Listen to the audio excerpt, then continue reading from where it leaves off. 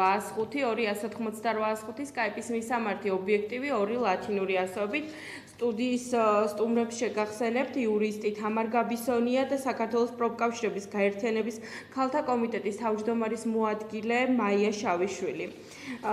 თამარ გასაუბრების ეტაპებზე ვისაუბროთ და ვაკანსიის გამოცხადების ეტაპები. დიახ, ძალიან მნიშვნელოვანი. დარღვევებზე ვისაუბროთ. აქედან იწყება შრომითი ურთიერთობა და ამას წინასახელშეკრულება ეტაპს ვეძახით. როდესაც პირველივე ეტაპიდან იწყება დარღვევათა კასკადი ხშირ შემთხვევაში.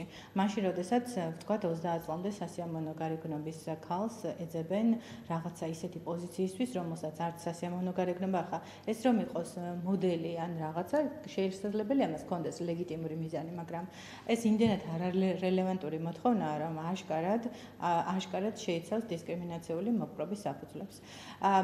და არსებობს სახალხო დამცველის რეკომენდაციაც, რომელიც ადგენს დისკრიმინაციას იმის გამო, რომ არარელევანტურად იყო ვაკანსიის განაცხადში მითითებული კრიტერიუმები, შერჩევის კრიტერიუმები.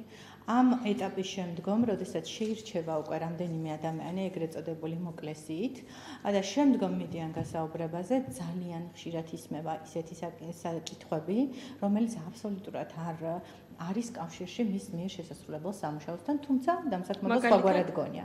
მაგალითად, რამდენი შვილი ყავს, გათხოვილი ხარ თუ არა, აპირებ თუ არა გათხოვებას, ოჯახურ მდგომარეობაზე, სტატუსზე და ასე შემდეგ.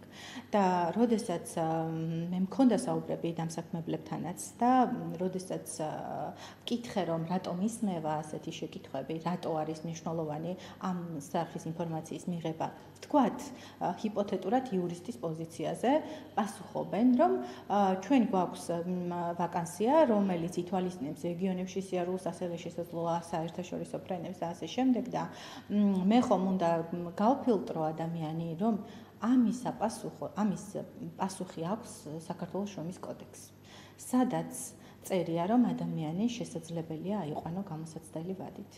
და შეიძლება ვიყო გათხოვილი მყავდეს 4 შვილი, მაგრამ და მოტივაცია მქონდეს მაღალი, რომ შევასრულო სამუშაო.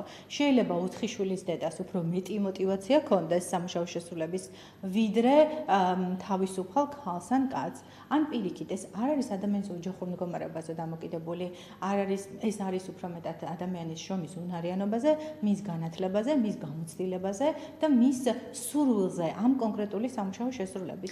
როცა გაქვს შესაბამისი განათლება, რომ აი ამ ვაკანსიაზე დასაქმდე და არ გიბარებენ და არ გასაქმებენ, შემდგომ მივდივართ ნეპოტიზმთან. არის ნეპოტიზმის ძალიან ხშირი შემთხვევებიც, რომელიც ასევე ძალიან რთული გამოსავლენია, თუმცა ყოველთვის ღირს ცდად. წინასახელშეკრულება ურთიერთობა ზოგადად რთულია სამტკიცებლად, მაგრამ მნიშვნელოვანია, რომ თითოეულმა ადამიანმა გავაცნობიეროთ ჩვენი წილი პასუხისმგებლობა, დავიცვათ საკუთარი და სხვისი უფლებები და მაშინაც კი, როდესაც მინიმალური შანსი არსებობს სასამართლოში სიმართლის მიღწევის, ჩვენ უნდა ვეცადოთ, რომ მივიტანოთ სასამართლომდე. ძალიან მოკლედ გეტყვით, ქალბატონო გოგონა მიიღეს სამსახურში, რეალურ საქმეზე გესაუბრებით, მიიღო კომისია მიიღო სამსახურში, გამოცხადდა სამუშაო ადგილზე და მეორე დღეს ზუსტად შესაძლო ნეპოტიზმური სავარაუდო ნეპოტიზმის შედეგად არ მოეწონა ერთ-ერთ მაღალი თანამდებობის პირს, ანუ მენეჯერს, რის გამოც მეორე დღეს ამ გოგონას უთხრეს, რომ თქვენ გათავისუფლებული ხართ სამსახურიდან. და შემდგომ ჩვენ სასამართლოში გაგვირჭირდა იმის მტკიცებაც კი, რომ ზოგადად შრომითი ურთიერთობა არსებობდა. თქვენ წარმოიდგინეთ, შრომითი ურთიერთობის არსებობის ფაქტიც კი გაგვიჭირდა, იმიტომ რომ მანდა ჩვენ არ ქონდა ეს დოკუმენტები ყველაფერი არის დამსაქმებლის ხელთ, კომისიის ოქმი, მიღებული გადაწყვეტილების შესახებ განა არ გამოვითხოვეთ, ყველაფერი გამოვითხოვეთ, თუმცა გვითხრეს, რომ ასეთი რამე არ არსებობს. ძალიან რთულია ამის მტკიცება. შემდგომ ჩვენ რა გავაკეთეთ? შევეცადეთ, რომ ეგრეთ წოდებული Facebook-იდან ჩექინიც კი ამოვიღეთ და დავუშვეთ, რომ რეალურად ეს გოგო ნამდვილად იყო აქ. გამოვკითხეთ მისი თანამშრომლები, რომლებმაც დაინახეს, რომ ის იქ იყო.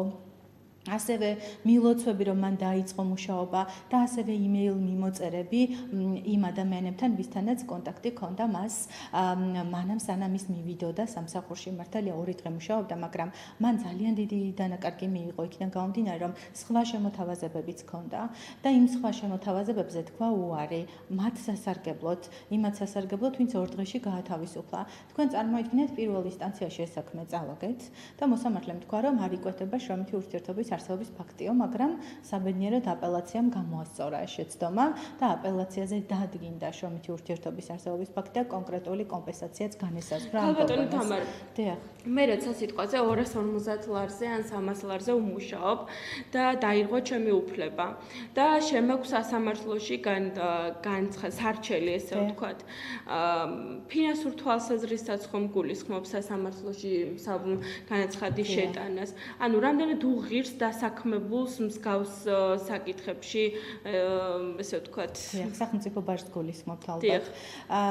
დიახ, ახლა რა ხდება? შესაძლებელია 250 ლარი მაგ ხელფასი, მაგრამ სასამართლოში საქმის წარმოების დასრულებამდე, ანუ სასამართლოს მიერ მიღებული საბოლოო გადაწყვეტილების კანონიერ ძალაში შესვლამდე, მე შემიძლია მოვითხოვო იძულებითი მოცდენის ანაზღაურება, რაც გროვდება, იმიტომ რომ მიუხედავად იმისა, რომ შრომითი დავა 1 თვეში უნდა იყოს განხილული და განსაკუთრებულ შემთხვევაში 5 თვეში, ამას სჭირდება წლები და წლები რომ ჭირდება შესაბამისად გროვდება განაცდურის თანხა და საბოლოო ჯამში შესაძლებელია დაგროვდეს 2 წლის, 3 წლის მიუღებელი ხელფასი. და როგორ ითვლება ეს თანხა? ხელფასიდან არსებული ხელფასიდან თუ ფიქსირებული ხელფასი აქ ითვლება კონტრაქტის შესაბამისად რამდენს იღებ და თუ გამომუშავებით იღებ და ხდება გამოანგარიშება ბოლო რამდენიმე თვის ხელფასი საშუალო არითმეტიკულის და შესაბამისად ვითხოვთ ზიანის იძულებითი მოცდენის ანაზღაურებას. ბაჟი შრომითი დავა ზოგადად თავისუფლდება სახელმწიფო ბაჟის გადახდისგან, თუმცა როდესაც გვაქვს მოთხოვნა აღდგენაზე 100 ლარიანი ბაჟია გადასახდელი, მაგრამ როდესაც ბაჟის თემას ვეხებით, ასევე მნიშვნელოვანია შევეხოთ დისკრიმინაციულ მოტივებს. როდესაც ჩვენ ვამბობთ, რომ გაგვათავისუფლეს დისკრიმინაციული მოტივით, ეს იქნება იმის გამო, რომ ხალი ვარ ბევრი სხვა მოტივი. დამთავრდეს ეს სასამართლო, გჭირდება ადვოკატი, რომელიც დაიცავს ჩვენს უფლებას, გარკვეული ხარჯებია. კი, ამას გულისხმობთ, რა თქმა უნდა. აძლევს დასაქმებულს იმის შესაძლებლობას, რომ თავისი უფლებები დაიცვას. რა თქმა უნდა, ადვოკატის მომსახურება ჭირდება, იმიტომ რომ შრომითი დავა არ არის მარტივი დავა და არის მრავალწახნაგოვანი შესაბამისად იმისთვისაც სრულყოფილად მოხდეს დაცვა. მნიშვნელოვანია სახელმწიფოს რამდენადაც ჩემთვის არის ცნობილი, აქვს იურიდიული დამხმარების სამსახური, რომელიც გარკვეული კატეგორიის სამოქალაქო დავებსაც იხილავს. ანუ უზრუნველყოფს ადვოკატით მომსახურებას, მხოლოდ ეს უნდა იყოს კონკრეტული მოწყვლადი კატეგორია ან სოციალური შეჭირებული ფენა, რომელსაც არ აქვს შესაძლებლობა რა დაიქირავოს ადვოკატი.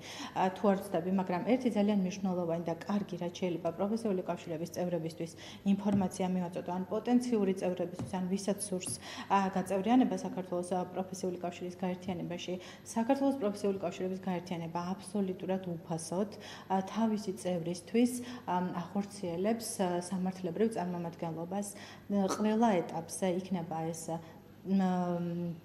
დამსაქმებულთან ურთიერთობა, ორმხრივი მოლაპარაკება, იქნება ეს სასამართლოში წარმომადგენლობა თუ იქნება ეს გადაწყვეტილების მიღების შემდგომ უკვე აღსრულების პროცესი. პროფესიული კავშირის წევრებს აქვთ შესაძლებლობა ისარგებლონ უფასო იურიდიული ჩავერთვები თუ შეიძლება.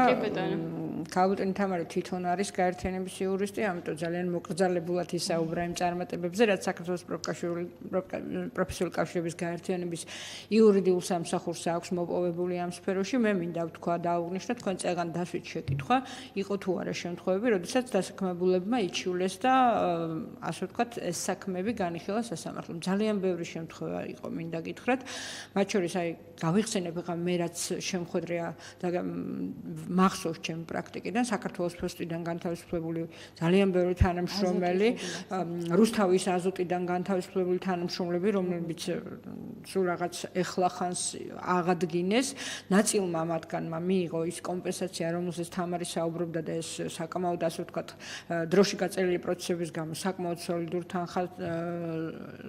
თანხა იყრის თავს და ნაწილი აღდგენილიც იქნა სამსახურებში. სწორედ ამიტომ ახლა მოწოდების დონეზე შეიძლება ვთქვა, ვთქვათ, მაგრამ ჩვენ გვაქვს ასე ვთქვათ სლოგანი დაიცავი შენი უფლებები გაწევრიანდი პროფკავშირში. სწორედ ამიტომ დასაქმებულები თავიანთი უფლებების დასაცავად ისინი ვინც არიან პროფკავშირების წევრი სარგებლობენ სწორედ ამ უპირატესობით, რომ მათ აქვთ საშუალება ძალიან მაღალკვალიფიციური იურისტების დახმარება მიიღონ სრულიად უფასოდ. და ეს იურისტები მინდა კიდევ ერთხელ თქვა, ძალიან დიდი მადლიერების გრძნობით, მართლა ძალიან მაღალ პროფესიონალ დონეზე იცავენ ჩვენი წევრების უფლებებს და ძალიან ხშირ შემთხვევაში იგებენ საქმეებს.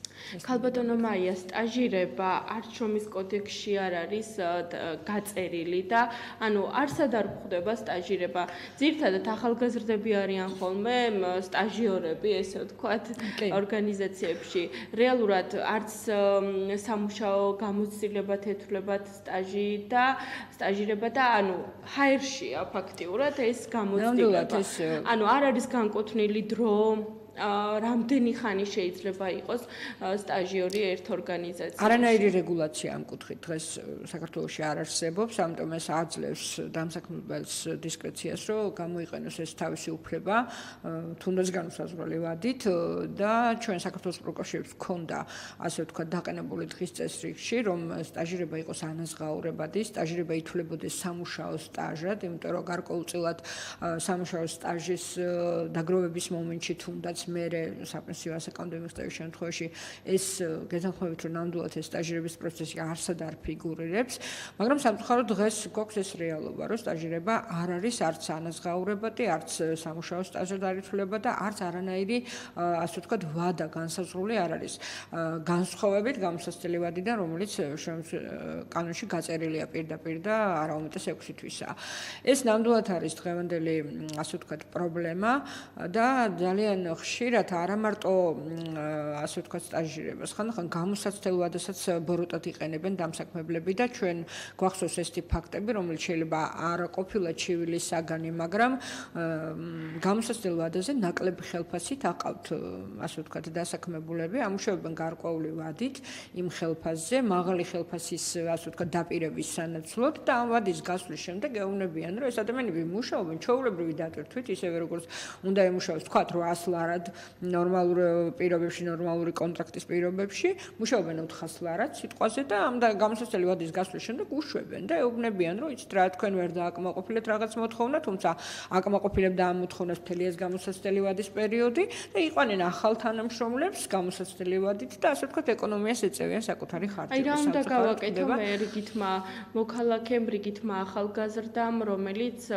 დასაქმებული ვარ თუნდაც საჯარო სამსახურში და მაქვს დაბალი ანაზღაურება, მაგრამ იგივე საქმეს ვაკეთებ სიტყვაზე, რასაც უკვე 800 ლარიანი თანამშრომელი აკეთებს. ეს გვაძლევს ამის უფლებას, ასე ვთქვათ, დღეს კანონი სამწუხაროდ და ჩვენი ერთად ასე ვთქვათ გამოცდილება პროფკავშირების არის ის, რომ გაერთიანება, ერთად ყოფნა, სოლიდარობა ერთმანეთის მიმართ. აი ძალიან ხშირად ყოფილა შემთხვევა, თუნდაც აი უახლოესი მაგალითი აგარის შაქრის ანუ კონკრეტულად ეს ფაქტი მაინტერესებს, იმიტომ რომ მოგმართეთ სიტყვაზე რიგითმა მოქალაქემ, რომ მე ვმუშაობ საჯარო სამსახურში, თუმცა ვაკეთებ იგივე რაოდენობის საქმეს, რასაც აკეთებ სიტყვაზე სრულად მომუშავე ადამიანი, რომელიც სიტყვაზე ჩემზე 2-ჯერ და 3-ჯერ მეტ ხელფასს იღებს.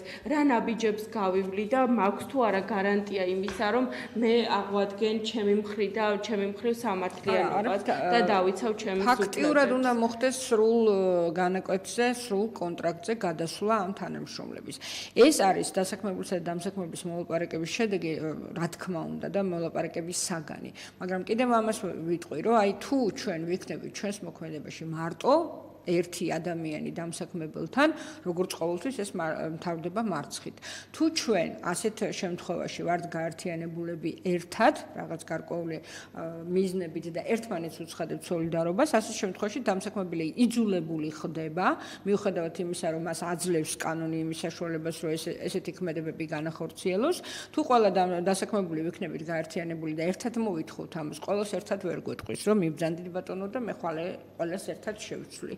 აი ასეთ სოლიდარობაზე და ერთადდგომაზე მაქვს საუბარი. თუმცა აქვთ რომ ძალიან ბევრი ადამიანი ეძებს სამსახურს და ჩვენ აუცილებლად ვნახავთ თქვენს შემცვლელს. სხვათა შორის ასეთი პასუხები უახლოეს წარსულში იმ ორგანიზაციის მიმართაც ჰქონდათ, რომელშიც მე ვმუშაობ, მეტროპოლიტენის მიმართ, მაგრამ ვერ იპოვეს შემცვლელი. ასე უცებ არ ხდება ხოლმე ასე ყველას ერთბაშად შეცვლა, რა თქმა უნდა. ამიტომაც მაია რასაც ცდილობს, რომ ჩვენ რასაც ცდილობს ზოგადად პროფესიული კავშირის გაერთიანება, რომ მნიშვნელოვანი ერთი ხმა, უფრო ხმა და ბლაისმის, ვიდრე 10 ან 100 ადამიანის ხმა. ამიტომ იქ სადაც კანონი უშვებს ბუნდოვანებას, იქ სადაც კანონი ხარვეზიანია, გამოსავალი არის ერთად დგომაში. იმიტომ რომ დამსაქმებელი წამოვიყვანოთ დათმობაზე, შესაძლებელია ერთი ადამიანი შეცვალოს მარტივად, მაგრამ უცებ 100 ადამიანს ესე მარტივად ვერ ჩაანაცვლებს. ამიტომ უნდა გვესმოდეს არსი და ზოგადად არსი გაერთიანების და საკუთარი უფლებების დაცვის, იმიტომ რომ თუ ადამიანი საკუთარ უფლებას ვერ იცავს, ის ვერც სამსახურს ვერ შეასრულებს ნორმალურად, ვერც ხვის უფლებას დაიცავს და არც мотиваცია არ ექნება. გამოსაცდელ ვადაზე ვსაუბრობდით და აი ზუსტად დღეს მუშაობდი გამოსაცდელი ვადის დროს დაჩაგრულ გოგონაზე და თუ გვაქვს დრო, მინდა რომ მოგიყვეთ ამ ფაქტის შესახებ. სწორედ დღეს მუშაობდი სარჩელზე, სამწუხაროდ ბუნდოვანია კოდექსის ნორმა, რომელიც გამოსაცდელ ვადას არეგულირებს და კი ამბობს, რომ 6 თვეზე მეტ ხანს არ უნდა გრძელდებოდეს. გოგონა რამდენი წლისაა? გოგონა არის თუ არ ვცდები 25 წლის, რომელიც არის ორსულად, როდესაც მიიღეს სამსახურში, მას კითხეს ოჯახურ მდგომარეობას, მაგრამ ორსულობაზე არ უკითხავთ და შესაბამისად, რა თქმა უნდა, არც უპასუხა და ბოლოს, როდესაც, უკვე დრო რომ დადგა და უნდა ეთქვა, რა თქმა უნდა, დამსაქმებლისთვის და უთხრა, რომ მე ორსულად ვარ და არც ფიქრობდა, რომ ეს შეიძლება პრობლემა ყოფილიყო, რატო დაგვიმალეო ორსულობა ფაქტიო, ანუ თვითონ თანამშრომლებიც კი აღშფოთდნენ თურმე იმ ფაქტზე, რომ როგორ გასაუბრებაზე, როგორ არ თქვიო, თუ ორსულად იყავიო. შემდეგ ამას მოყვა მენეჯერის აღშფოთება, რომ შენ დაგვიმალე რაღაცა ფაქტი. ამ გოგოს არ დაუმალავს, რო ეკითხათ, უპასუხებდიო, მაგრამ არ კითხვა არ წამოსულა ამ მხრივ, უთხრა, რომ მყავს მეუღლე და ვარ ახალი გათხოვილი. სხვათა შორის ახალი გათხოვილი რო ხარ, ესეც არის დამრტყოლებელი გარემოება და ერთ-ერთი კითხვა მოდის ბავშვის გაჩენას თუ აპირებ მალეო, ანუ გასაუბრების ეტაპზე. მერე მოხდა ისე, რომ ამ გოგონას მოუწია ბიულეტინზე, ეგრეთ წოდებულ ბიულეტინზე, ანუ საავადმყოფო კანონის ენაზე საავადმყოფო ფურცელზე გასვლა, ეს გახდა გულისწყრომის მიზეზი დამსაქმებლის, იმიტომ რომ ახლა წინასწარ ვერ განსაზღვრა ორსულობის პერიოდს, ხო? ამ გოგონას მართლაც უნდოდა, რომ ბოლომდე ემუშავა, მაგრამ დაემართა ბრონხიტი, რის გამოც იძულებული გახდა ერთკვირიანი ბიულეტინი აიღო. რაც განსაკუთრებული გულისწყრომის საფუძველი გახდა დამსაქმებლის მხრიდან და სწორედ ამ ვადაში ყოფნისას მიიღო ინფორმაცია იმის შესახებ, რომ ის გათავისუფლებული იყო სამსახურიდან, იმიტომ რომ და ჩვენ როდესაც ვთხოვეთ ინფორმაცია თუ რატომ გამიშვი სამსახურიდან, რის საფუძველზე, იმიტომ რომ ჩვენ ვიცით, შრომის კოდექსში არის ჩამონათვალი 37 მუხში 14 საფუძვლის, 14 კანონიერი საფუძვლის, რომელიც საფუძვლით გამოთავისუფლება დამსაქმებელი გვეუბნება, რომ იმყოფებოდი გამოსაცდელ ვადაში არ იყავი კვალიფიციური. მაშინ, როდესაც ამ 4 თვის მანძილზე, რაც ამ გოგონამ ამ დაწესებულებაში იმუშავა, ყოველთვიურად პრემიები აქვს 500 ლარის ჩარიცხული. შესაბამისად, თუ არაკვალიფიციური ვარ, ან პრემიას რატომ მერიცხავ, ან ბონუსის სახით რატო რიცხავ, ან სხვა რაიმე შემოსავალს, ალოგიკურია მათივე ნათქვამი. თუ არ ხელშეკრულება როგორ ქონდათ? ანუ უკვე დასაქმებული იყო თუ მას გამოსაცდელი ვადა ქონდა? გამოსაცდელი ვადით ქონდა ხელშეკრულება დადებული. გამოსაცდელი ვადით დადებული ხელშეკრულება აპრიორი და ავტომატურად იმას არნიშნავს, რომ მე როცა მომინდება, მაშინ გავათავისუფლებ. მნიშვნელოვანია, რომ ადამიანმა გაიგოს და დაუსაბუთოს დამსაქმებელმა, რაში გამოიხატებოდა მისი არაკვალიფიციურობა. არა ის, რომ არაკვალიფიციური ხარ და არ შეესაბამები და ამიტომ გიშვებდეს მარტო, მანუ დასაქმებულის თვალსაზრისით ვსაუბრობთ. აი, დამსაქმებელი როგორ მდგომარეობაში ვარდება ამ თვალსაზრისით აიყვანა თანამშრომელი და რამოდენიმე თვეში ისე უნდა აიყვანოს სხვა თანამშრომელი. როგორ ხდება, ანუ დისკომფორტს იცით რა არის? ეს არ არის მარტო საქართველოს პრობლემა და ჩვენ ვიცით, რომ მით უფრო საქართველოში გვაქვს დემოგრაფიული პრობლემები და როდესაც დამსაქმებელი იწყებს ბიზნესის კეთებას და მას აქვს პრეტენზია, რომ ყავს დასაქმებულები, მას უნდა კონდეს ასევე გაცნობიერებული, რომ გარკვეული სოციალური ვალდებულება იმ დასაქმებულის წინაშე გააჩნია. დემოგრაფიულ პრობლემებს არ აღიარებენ ჩვენი ქვეყნის ხელისუფლება და რატომ უნდა ვაღიარო სიტყვაზე მე ერთი დამსაქმებელი? რატომ უნდა ვაღიარო? კი ბატონო, მაგრამ ის რომ როდესაც მე ვაკეთებ ბიზნესს, მე მაქვს სოციალური პასუხისმგებლობა ჩემი დასაქმებულების წინაშე, ეს მაინც ხო უნდა ავაღიარო. ანუ ის რომ ვიღაცა შეიძლება ცუდად გახდეს, ან მისივე ფოტოშორის ნეპოტიზმით მიღებული ახლობელი თანამშრომელიც ხო შეიძლება ცუდად გახდეს, ან ისიც დაორსულდეს. ანუ იმ კონკრეტულ შემთხვევაში პრობლემას არ ჩანს, მაგრამ ჩანს იმ შემთხვევაში, როდესაც ის მისი ახლობელი არ არის. როგორ შეიძლება დამთავრდეს ეს არჩევანი? ჩვენ ძალიან დიდი იმედი გვაქვს, რომ ამ დავას საქართველოში ეროვნულ დონეზე წარმატებით დავასრულებთ. ძალიან დიდი იმედი გვაქვს ამის, იმიტომ რომ ჩემი აზრით ძალიან რთულია დისკრიმინაციის მტკიცება, მაგრამ ამ კონკრეტულ შემთხვევაში ხელის გულზე ჩანს ორსულობის ნიშნით დისკრიმინაციის ფაქტი. დიდი მადლობა, წარმატებებს გისურვებთ თქვენს და იმ გოგონასაც, რომელიც იბრძვის თავისი უფლებებისთვის, ესე ვთქვათ. გადაცემის მეორე ნაწილიც დასრულდა. გადაცემაში სტუმრად ყავდნენ თამარ, გაბისონია, იურისტი, საქართველოს პროფკავშირების გაერთიანების ქალთა კომიტეტის თავმჯდომარის მოადგილე, მაია, შავიშვილი. მე კი 1 საათი ვიმუშავე თქვენთან ერთად ჟურნალისტ